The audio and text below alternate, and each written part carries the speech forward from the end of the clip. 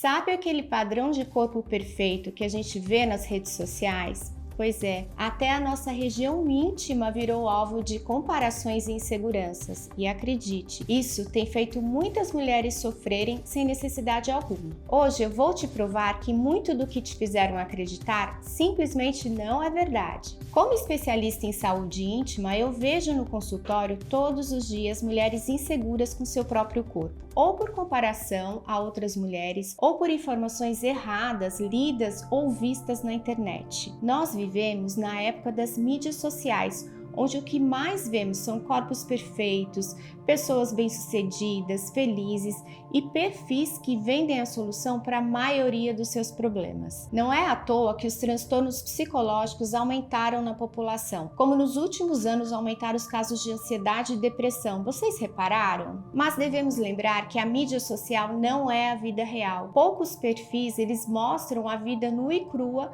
a rotina fora das telas, dos rios e das dancinhas. Muitos só querem chamar a atenção para ganhar seguidores. E veja que hoje muitas pessoas ganham dinheiro só fazendo isso. Virou uma profissão. Cuidado!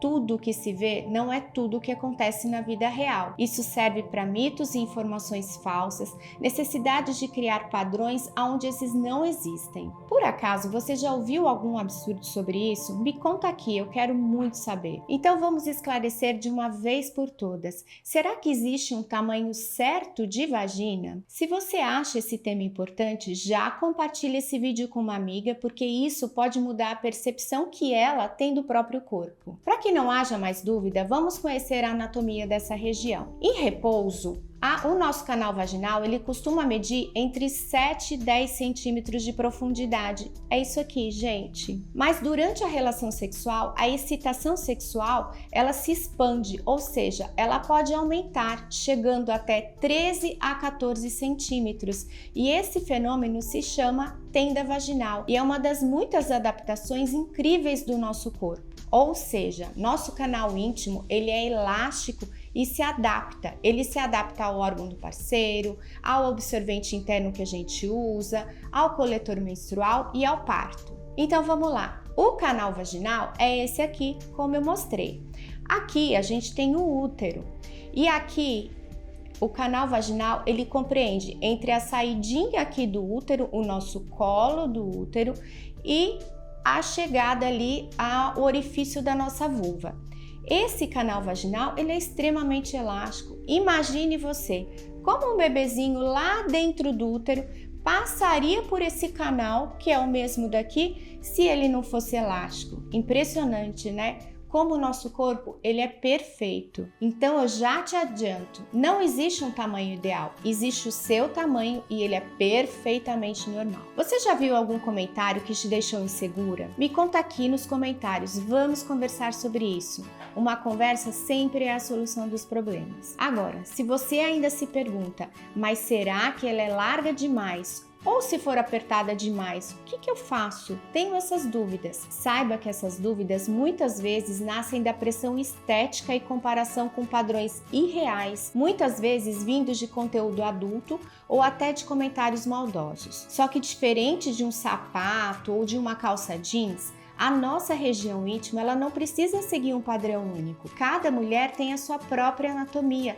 e ela muda ao longo da nossa vida. Por exemplo, com os hormônios, com o parto, com a menopausa. Gente, tudo isso é absolutamente normal. E você sabe o que é o mais curioso? A sensibilidade da nossa vagina, ela está concentrada nos primeiros 5 centímetros, ou seja, durante a relação sexual, o que vai importar é aquele início, e que significa que o tamanho total desse canal vaginal não tem nada a ver com prazer. Mas e quando a mulher sente que a sua região íntima está diferente? Pode ser uma sensação de alargamento após o parto, por exemplo. Nestes casos, é possível sim fazer exercícios para fortalecer o assoalho pélvico, como os famosos exercícios de Kegel. Aqui no canal a gente tem um vídeo explicando sobre esses exercícios. Se você quiser, procura lá. Um exercício muito conhecido é aquele em que a gente pressiona a região do períneo. Sabe quando a gente está fazendo xixi e dá aquela apertadinha para parar o fluxo da urina?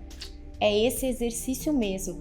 Ele é excelente e ele pode ser realizado várias vezes ao longo do seu dia. Mas reforço, Isso não significa que seu órgão esteja errado ou que você precise se encaixar em um padrão estético. E há outro ponto importante: há uma diferença entre a vagina e a vulva.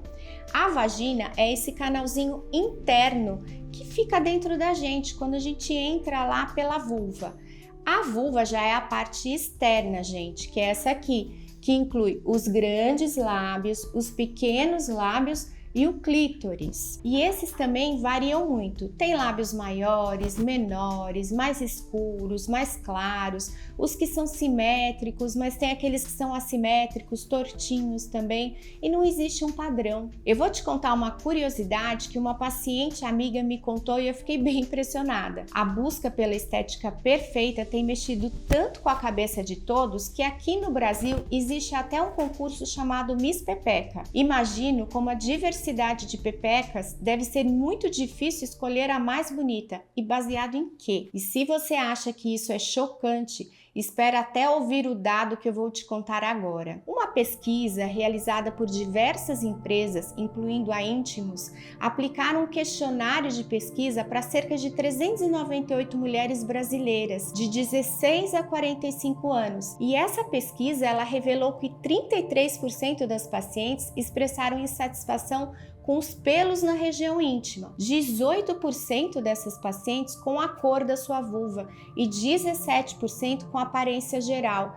E olha, 15% com o tamanho. Essa insatisfação tem nome, é chamada de dismorfia genital. É quando a mulher ela enxerga defeitos onde não existem, muitas vezes influenciadas por imagens editadas ou por comentários inadequados. E infelizmente isso tem levado ao aumento de cirurgias íntimas desnecessárias. Claro, existem casos em que uma cirurgia ela pode e deve ser indicada, principalmente se houver dor, desconforto físico ou questões emocionais muito sérias. Mas é fundamental entender que o desejo por um padrão de vulva e vagina nasce geralmente de comparações irreais. Outro fato que pode influenciar a percepção do tamanho interno do canal vaginal é o envelhecimento. Com a queda hormonal natural da menopausa, pode ocorrer um ressecamento, uma perda de tônus e de sensibilidade.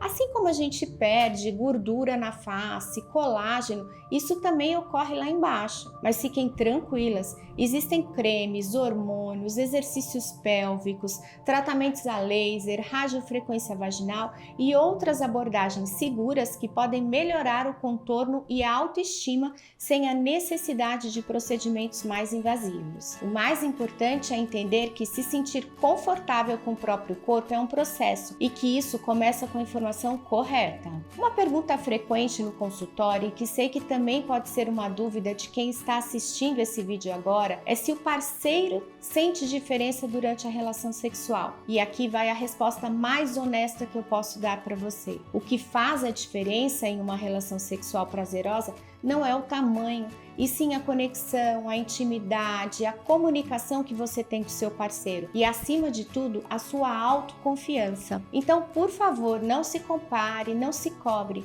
Não acha que existe um padrão certo. Se esse vídeo te ajudou a entender melhor o seu próprio corpo, tem outro conteúdo aqui no canal que vai te interessar. Eu explico direitinho os tipos de secreção vaginal e como identificar se há algo errado. Você vai se surpreender com o que é considerado normal e com o que não é. Não esqueça de deixar o seu like para esse conteúdo alcançar mais mulheres, hein? E não se esqueça de se inscrever, porque aqui você aprende tudo sobre saúde íntima, sem tabu e sem julgamento.